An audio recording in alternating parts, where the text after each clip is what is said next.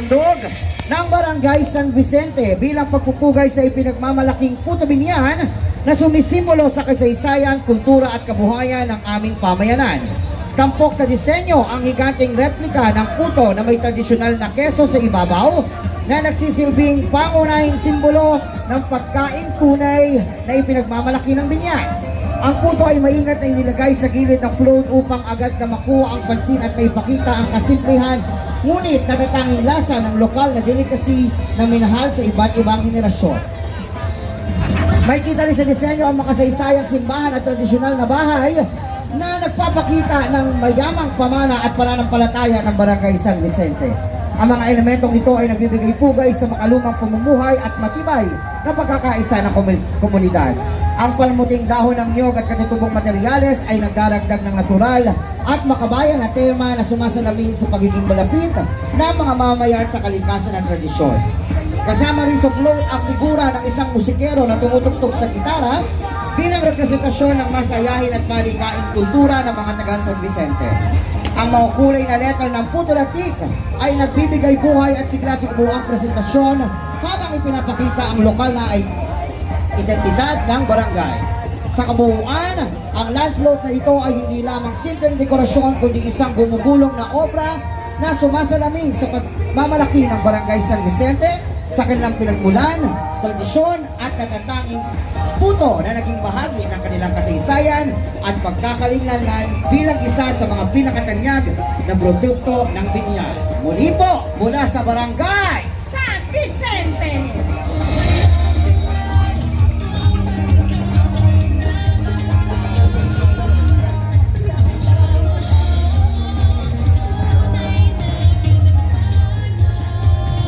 At ang ating sanggunian, si Konsehal Matt, si Konsehal Miguel, hello po, sila SK ay kasama natin. Yan.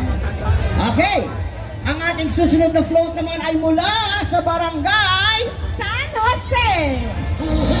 Ano mataas? Mataas yung boses? Barangay San Jose! Yeah! Parang perfect.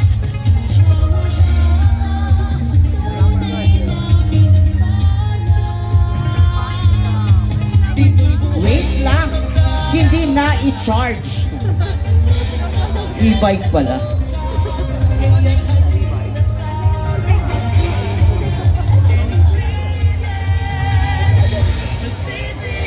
Ayan na. Naandar na.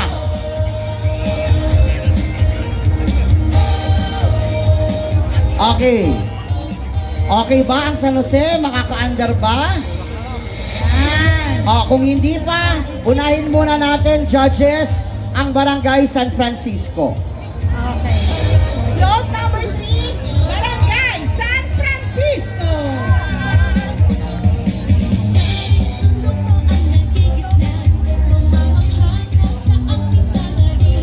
Ang float na ito ay sumisimbolo sa kasipagan, kahusayan at makulay na tradisyong patuloy na buhay sa Barangay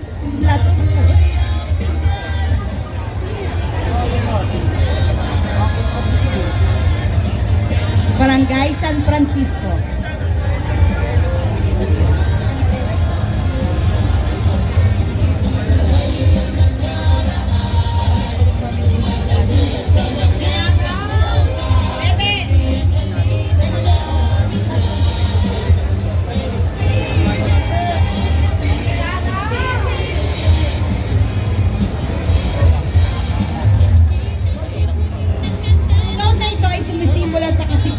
Kahusayan at makulay na tradisyong patuloy na buhay sa Barangay San Francisco na hango sa tradisyonal na industriya sa paggawa ng sombrero na bahagi ng aming pagkakakilanlan. Binubuo ito ng makukulay na higante at masining na disenyo, tradisyonal na elemento na sumasalamin sa talento at sipag ng mga taga San Francisco. Tampok din dito ang makulay na kultura at masayang diwa ng binyan na nagbibigay buhay sa Puto Latik Festival.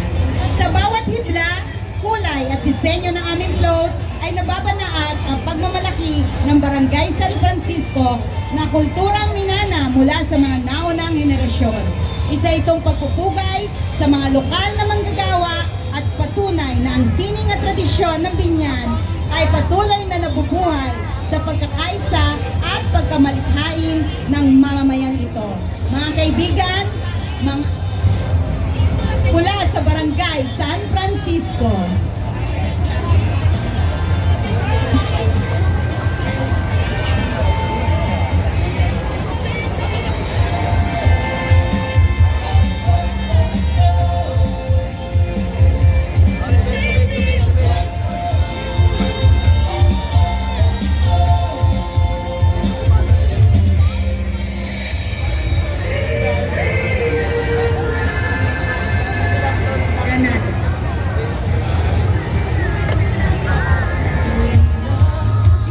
Ayan ang ating pang-apat na float mula sa Barangay Ganado. Ang aming land float ay isang makulay na pagsasalarawan ng mayamang kultura, tradisyon at pagkakaisa ng mamamayan ng Barangay Ganado, lungsod ng Binyan. Sa pagdiriwang ng Putulatig Festival, buong pagmamalaki namin inihahandog ang obrang ito bilang simbolo ng diwa ng bayanihan. Isang katangiang tunay na Pilipino na nagpapakita ng pagtutulungan, malasakit at sama-samang pagkilos ng komunidad para sa ikauunlad ng bawat isa. Sa pinakatampok na bahagi ng float ay ang malaking angkong may nakasulat na bayanihan na nagsisibing puso ng aming konsepto. Ito ay sumisimbolo sa matibay na samahan ng mga mamamayan ng Barangay Ganado na patuloy na nagtutulungan upang mapanatili ang kultura, tradisyon at pagkakaisa ng komunidad. Ang bawat disenyo at dekorasyon ay bunga ng sama-samang talento, sipag at dedikasyon ng aming barangay. Tampok din sa aming land float ng iba't ibang produkto na pinagmamalaki ng Binyan tulad ng putulatig, nyog, payo at iba pang lokal na produktong sumasalamin sa kasipagan at pagiging malikain ng mga mamamayan. Ang putulatig ay kumakatawa sa matamis at makulay na tradisyon ng Binyan na siyang sentro ng pagdiriwang ng pista. Ang nyog naman ay sumisimbolo sa kasaganaan at kabuhayan na nagbibigay suporta sa maraming pamilya. Ang haba. Ang produktong yari sa kamay tulad ng bayong ay nagpapakita ng pagiging masipag at maparaan ng ating mga kababayan. Makikita rin sa float ang makulay na bulaklak at tradisyonal na elementong Pilipino na nagbibigay buhay at sigla sa kabuuang disenyo. Ang mga ito ay sumasalamin sa kasayahan, pag-asa at makulay na kultura ng mga taga-Binyan. Ang opisyal na simbolo ng Barangay Ganado sa gitnang bahagi ng float ay nagsisibing pagkakakilanlan ng aming komunidad at paalala na ang tunay na lakas ng barangay ay nagmumula sa pagkakaisa at pagtutulungan ng bawat mamamayan. Muli po, Barangay Ganado! At nararating na ang panglimang float, ang Barangay Bungahan.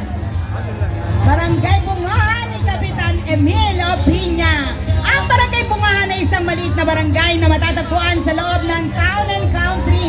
Maliit man ang Barangay Bungahan ay punong-puno ito ng mababait at mabubuting puso ng mga naninirahan dito. Isang payak at maunlad na barangay. Ang inspirasyon ng Barangay Bungahan ay hango sa tradisyon ng magpuputong at maglalatig.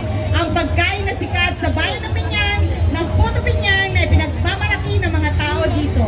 Di lamang yan makikita sa unang bahagi ang iba't ibang produkto ng Binyan na tsinelas, sombrero, sorbetes at pangingisda. Sa itaas naman ito ang aming patron, San Isidro Labrador, na aming patron sa araw ng kapistahan ng aming bayan. At ito'y tulong-tulong na pinagtutulungan ng mga masisipag na kabataan ng Barangay Bungahan. At pinagmamalaki nila ang kanilang barangay na kinalakihan. Maliit man ang kanilang Barangay Bungahan, desidido silang makilahok at makisali sa programang inilunsad ng ating Binchata Office sa pangunguna ng ating pinakamamahal na City Tourism Director, Sir PJ Borja. Ang desisyong ito ay nagmula kay JP Amerna, katuwang ng mga batang masisipag at mababait ng Barangay Bungahan sa pangunguna ni Dane Angelo Lilirama. Muli, bumabati ang Barangay Bungahan ng Happy 16th Putulatig Festival sa siyudad ng Binyan.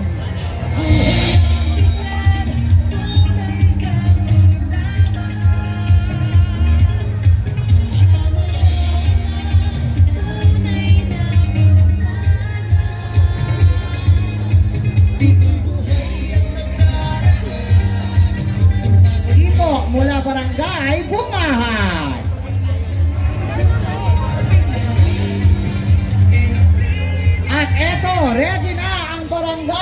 San Jose. Ang float number 2 ng Barangay San Jose. Saint Joseph is best known as the husband of the Virgin Mary and the earthly foster father of Jesus Christ. In Christian tradition, he is revered as the patron saint of workers, fathers, families, and the universal church. This float description showcases San Jose or Saint Joseph as the patron of workers. It uses natural indigenous materials like coconut quartz to celebrate both faith and local agricultural heritage, such as peanut, coconut, corn, and sack of peanut. Capilla de San Jose is a historic Spanish-era chapel located at E. Gonzales Street in Barangay San Jose, Biñan, Laguna. Originally built in 1941 as part of the Isidro Gonzales compound. It is an official local heritage site that features traditional stone and mortar architecture. Ladies and gentlemen, once again, float number 2 from Barangay Saint Joseph, San Jose.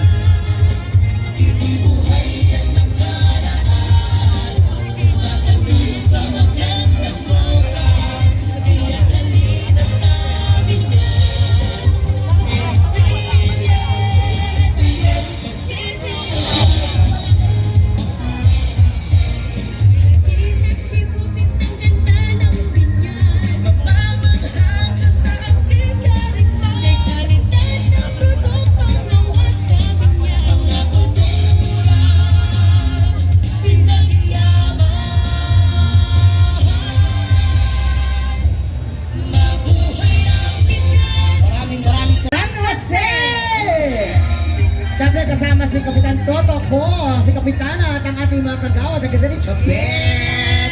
Yes! At syempre, narito na parating na ating Barangay Loma! Barangay Loma na pinangungunahan ni Kapitan Melvin Malayra. Kasama ang buong sanggunian. Yes! At may pa-dancer. Opak, pak, opak. Opak, nakakrap-tap, pak. Ganon. Ang ating landlord ay sumisimbolo sa pagsasanib ng sinauna at makabagong binyag. Ang disenyong inyong nakikita ay hango sa mga sinaunang tahanan sa makasaysayang bayan ng Biñan na kinikilalang local heritage site sa lalawigan ng Laguna. Ito ang aming tinatawag na tahanan ni Aling Biñang bilang pagpupugay sa mayamang kultura at kasaysayan ng ating lungsod. Sa unahang bahagi naman ng land float ay tampok ang makulay at masiklang pagdiriwang ng Putol Latik Festival na binibigyang buhay ng mga mananayaw na maglalati. Isang tradisyong unang umusbong sa mga barangay ng Loma at Zapote. Kaakibat-iba ang makukulay na puto na nagsisilbing isa sa mga pangunahing produktong pinagmamalaki ng lungsod ng Biñan. Samantala, ang mga materyales na aming ginamit ay pawang indigenous materials na nagmula sa Tree of Life o ang niyog. Mula rito, nagmumula ang mga baon na ginamit ng mga maglalapit na sumisimbolo ng kasipagan, pagkamalikhain at mayamang tradisyong Pilipino na patuloy naming pinapasa sa susunod na henerasyon. Mga kaibigan, mula sa Barangay Loma! At ang taray ng Barangay Loma, yung nasa itaas, bet na bet yung wet. Sino ba yun? Yan, yung may bigote na kasandong puti. Ay! Yung mga nasa loob ng bahay, kaway-kaway naman kayo. May Alfonso kayo dyan. Maramang ilong lang. Pasyat nga. Yes! Ngayon na, ay, may babae pala sa likodan. Oh. Tapos pag alas 12, mahati yung katawan.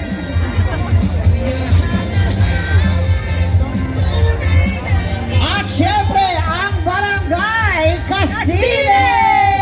Kasama ang kanilang Kapitan James Serna, isang maliit ngunit payak At unti-unting umuulat na barangay ang Barangay Kasile. Ang selyo ng barangay ay makikita sa unahan ng float ay sumisimbolo sa pagkakaisa, pamumuno at pagtutulungan ng mamayan sa gabay ng kanilang butihing kapitan na si Barangay Captain James Serra. Ang maukulay na pamumuti ay sumasalamin sa masaya, masigla at makulay na pamumuhay ng bawat mamamayan ng Kasile. Ipinapakita rin ito ang kanilang pagmamahal sa kultura, tradisyon at patuloy na pag-unlad ng kanilang komunidad. Sa pagdiriwang ng Pudratik Festival, ikinararangal namin itanghala ang aming land float bilang simbolo ng pagkakaisa, kasiyahan at mayamang kultura ng lungsod ng Binian. Ang makulay na puto ay sumisimbolo sa mayamang kultura at tradisyong ipinagmamalaki ng bawat Binyanense. Mga kaibigan, ang land float ng barangay Kasile, the city of life.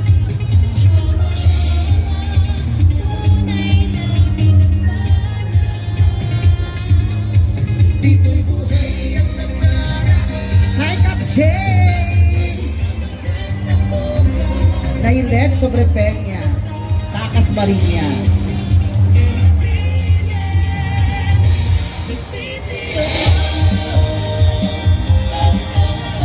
At iniikutan na ng ating mga judges ang land float ng Barangay Kasile. At eto na, parating na ang float ng Barangay Langkiwa! Pamana ng Lukan, Hiwa, Yaman ng Bayan. Ang float ng Barangay Langkiwa na may temang Pamana, Nilakan, Hiwa, Yaman ng Bayan ay isang pagkulay, makabuluhan at masining na paglalarawan ng pinagmulan, kabuhayan, pagbabago at pagkakaisa ng pamayanan. Hindi lamang ito isang panaluting pinarada, kundi isang buhay na kwento ng barangay ng Iwa. Mula sa alamat na pinagmulan ito, sa simpleng buhay-bungin ng nakaraan, hanggang sa pagkakaisa ng mamamayan sa kasalukuyan. Kaya mo yan, DJ Ani. Ang pinakasentro ng float ay nakikita ang figura ni Lakan Hiwa, ang inikinalang unang pinuno ng sinaunang pamayanan ng Langkiwa. Ayon sa kwentong bayan, ang pangalan ng barangay ay nagmula sa isang hindi pagkakaunawaan ng panahon ng mga Kastila. May dalawang Kastilang napadpad sa lugar at nagtanong sa ilang batang naroon kung ano ang pangalan ng pamayanan. Dahil hindi maunawaan ng mga bata ang tanong, hindi nila ito nasagot ng diretsyo. Sa halip, nang makita nilang paparating ang kanilang pinuno, napasigaw sila na naroon na si Lakan, ang lalaking may malaking hiwa sa mukha. Ay, may hiwa sila ka. Sa float, si Lakan Hiwa ay nilalarawan hindi bilang mandirigma, kundi bilang isang magsasaka. Ayoko na may hiwa sila ka. Isang pinunong nakaugad sa lupa, kabuhayan at simpleng pamumuhay ng pamayanan. Ang kanyang mataas na pwesto sa float ay tanda ng kanyang mahalagang papel bilang pinagmula ng kwento, gabay ng pamayanan at simbolo ng matatag na pagkakakilanlan ng barangay. Sa paligid ni Lakan ay makikita ang malawak na sakahan na nagpapakita ng dati ng Langkiwa bilang isang malaking bukiri. Naan ay barangay ay hindi napuno ng kabahayan at kusali. Ito ay isang payak na nayon na pinaninirahan ng mga taong umaasa sa lupa, Lakan! ani at pag-aalaga ng hayop. Ayan mga barangay Langkiwa! Ayun pala sila ka, nasa likod. Patingin ang hiwa. Sayang naman.